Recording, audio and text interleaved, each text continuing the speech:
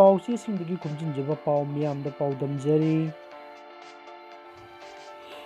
BJP ने लुचिंग बलेंगा असिगी अमत ngairaba nupigi mihut ama oiriba kangpokpi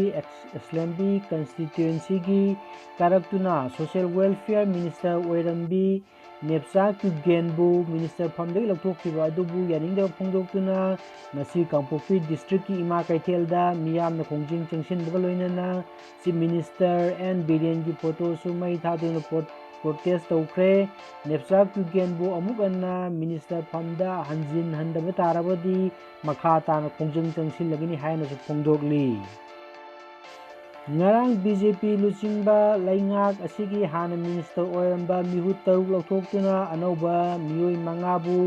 minister oina wasak lawkhibani haiba minister taruk lokthokkiba aduda hana social welfare minister oiramba nemsa kugenbu yawkhibani lengak asida chatharliba thawong asibu yaningda phongdoktuna masi kangpokpi ima kaithelda kuki women union Sadar Hill Kuki Town Committee kangpokpi youth union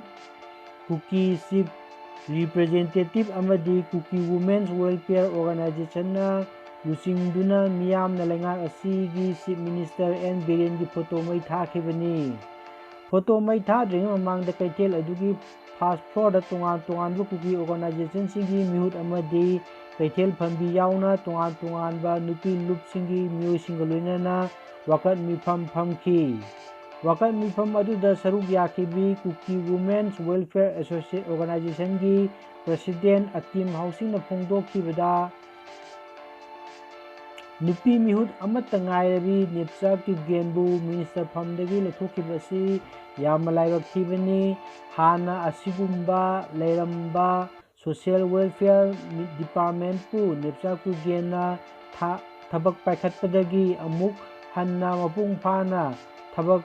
pangthokpa ngamlakpani mahak minister oiringaida awa ana taraba miyamgidamak amadi state asigi chawkhat thorang kaya tawrakhi asumna amatta ngairaba nupi mihut amadagi minister lothokpa asi laibak asigi nupi singbu anthana yengbani kangpokpi district asi anouba district ama oirabasu atopa district singdagi tadana chawkhatpagi lamjen yauba ngamkhibani covid-19 gi chaitheng phanglaba mafam singda koina chatuna miyamgi thabak kya tawkhiba asigumlaba asengbu lusingba amabu lengak asina mahaki mathakta laukhollagliba thawong asi yamna laibak thibani haina pendab phongdokhi mantri phamdagi lokthokpa kaisu nungaitaba leite wahai amata hairamdana lokthokpa coalition ethics ngaktabani lawoidaba maram leite Karam Syam Langthaban Kendra gi MLA hanagi keba amadi PD minister Karam Syam haikre minister phamdagi aihak lokthokpada kaisu nungaitaba leite anouba minister singa punna laibak ngangminnaduna ingtapna chawkhatpa lamdam ama purakpa oirasanu wafam asi ngasi Lilongchajing minor khorda laiba community hall da pangthokkiba paummisinga unabada Siri Syamna phongdokkibani Siri Syamna makha taruduna karigumba wahai amata hairamdana mantri phamdagi lokthokpadi coalition gi ethics ngaktabani haina laroidaba maram leite paliba lengak asi hinghannabu honabada aigisu achouba thodang lauduna saruk yaki lengak asigi luchingba en birenbu ahanba center gi leader singda propose tauduna MPP gi MLA ahanba oina Jayantada wari saduna support tahanki magi party gi manungda minority taraba matamda aikogi boss Ram Vilas Paswan da sangduna Prime Minister wari sanaduna lengak asibu kanduna lakibani aikoina minister oibadi lauthokkhibada karisu mitaba leite minister law nabagi haijagadaba tawroi aihakna minister oiringaida piklaba lamdam Manipur gi KFNPD gi awatpa kayamarum leirami adubu center gi minister asi aigi boss na paibana maram oiraga tungan ba KFNPD gi polamsingi mateng piraktuna iramda Manipur gi chakthung marang kaina purakpa ngamki aina aigi ahum suba tha taruk ki lengak paiba yaujabada revenue department ki makhada lamdam asigi ꯂꯝꯁꯤꯡ ꯀꯟꯅꯕ ꯕ꯭ꯌꯨꯔꯣꯀ꯭ꯔꯦꯠ ꯑꯣꯐꯤꯁꯔꯁꯤꯡꯗ ꯀꯔꯞꯁꯟꯒꯤ ꯋꯥꯈꯜ ꯇꯥꯍꯟꯗꯅ ꯊꯕꯛ ꯐꯖꯅ ꯇꯧꯅꯕ transfer ꯑꯃꯗꯤ ꯄꯣꯁꯇꯤꯡꯗ ꯅꯤꯌꯣꯝ ꯆꯨꯝꯅ ꯄꯥꯡꯊꯣꯛꯈꯤ꯫ Bomb ꯑꯣꯏꯔꯕꯣꯏ ꯅꯤꯡꯗꯨꯅ ꯂꯝꯕꯤ ꯊꯤꯡꯂꯨꯔꯦ꯫ ꯀꯩꯁꯥꯝꯄꯥꯠ ꯅꯤꯇ꯭ꯌꯄꯥꯠꯇ ꯂꯩꯕ ꯏꯂꯦꯛꯇ꯭ꯔꯤꯁꯤꯇꯤ ꯑꯣꯐꯤꯁ ꯃꯃꯥꯡꯗ ꯉꯁꯤ ꯑꯌꯨꯛ ꯐ꯭ꯂꯥꯛꯁ ꯑꯃ ꯂꯩꯔꯝꯕꯗꯒꯤ ꯄꯨꯂꯤꯁꯅ ꯕꯣꯝ ꯑꯣꯏꯔꯕꯣꯏ ꯆꯤꯡꯅꯗꯨꯅ ꯂꯝꯕꯤ ꯊꯤꯡꯈꯤꯕꯒ ꯂꯣꯏꯅꯅ CRPFꯀꯤ ꯁ꯭ꯅꯥꯏꯄꯔ ꯗꯣꯒꯅꯆꯤꯡꯕ ꯁꯤꯖꯤꯟꯅꯗꯨꯅ ꯌꯦꯡꯁꯤꯟꯈ꯭ꯔꯦ꯫ ꯊꯧꯗꯣꯛ ꯑꯁꯤ ꯉꯁꯤ ꯑꯌꯨꯛ ꯄꯨꯡ 7 ꯇꯥꯕ ꯑꯗꯨꯋꯥꯏꯗ ꯊꯣꯛꯈꯤꯕꯅꯤ꯫ ꯀꯩꯁꯥꯝꯄꯥꯠꯇ ꯂꯩꯕ ꯏꯂꯦꯛꯇ꯭ꯔꯤꯁꯤꯇꯤ ꯗꯤꯄꯥꯔꯠꯃꯦꯟꯠꯀꯤ ꯑꯣꯐꯤꯁ ꯃꯌꯥꯒꯤ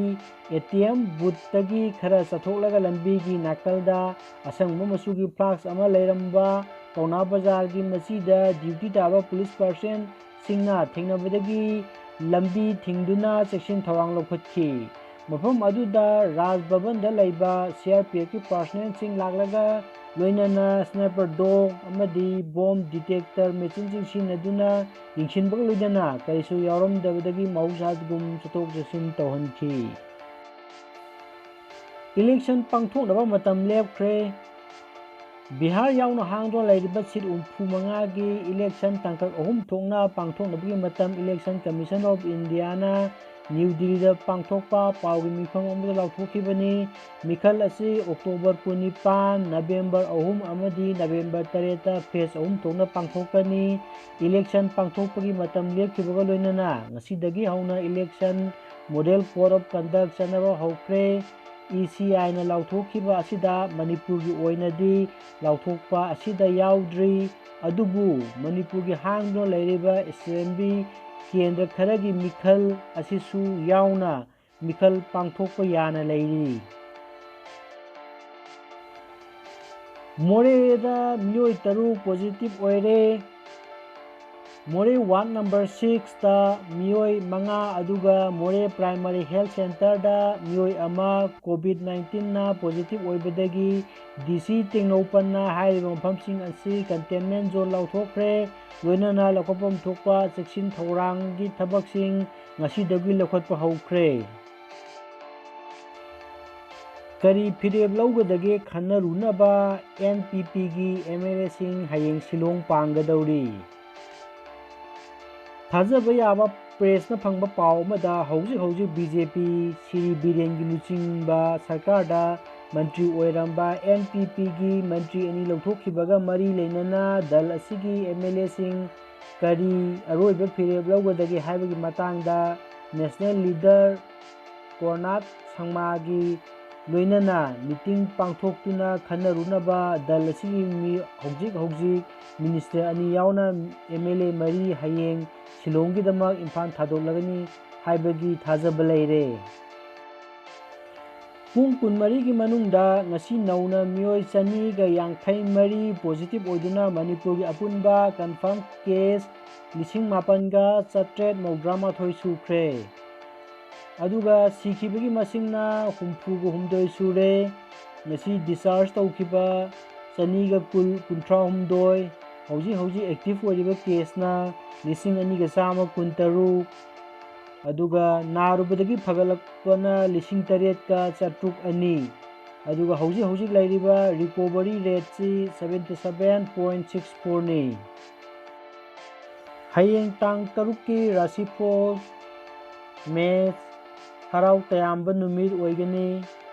ꯕ꯭ꯔꯤꯖ ꯇꯧꯔꯨꯕ ꯊꯕꯛ ꯀꯥꯟꯅꯔꯣꯏ꯫ ꯃꯤꯊꯨꯟ ꯃꯔꯨꯞ ꯃꯄꯥꯡꯒꯤ ꯃꯔꯤ ꯐꯠꯇꯦ꯫ ꯀꯔꯀꯠ ꯑꯐꯕ ꯄꯥꯎ ꯇꯥꯒꯅꯤ꯫ ꯁꯤꯡꯍ ꯃꯤꯅ ꯏꯀꯥꯏ ꯈꯨꯝꯅꯒꯅꯤ꯫ ꯀꯩꯅ꯭ꯌꯥ ꯁꯦꯜ ꯆꯠꯂꯨ ꯂꯩ꯫ ꯇꯨꯂꯥ ꯍꯛꯆꯥꯡꯗꯤ ꯀꯌꯥ ꯅꯨꯡꯉꯥꯏꯔꯣꯏ꯫ ꯕ꯭ꯔꯤꯖ ꯏꯃꯨꯡ ꯃꯅꯨꯡ ꯃꯔꯤ ꯐꯒꯅꯤ꯫ ꯙꯅꯨ ꯂꯝ ꯆꯠꯄ ꯆꯦꯛꯁꯤꯟꯁꯤ꯫ ꯃꯀꯔ ꯃꯤꯋꯥ ꯇꯥꯎ ꯍꯥꯏꯕ ꯂꯩ꯫ ꯀꯨꯝꯚ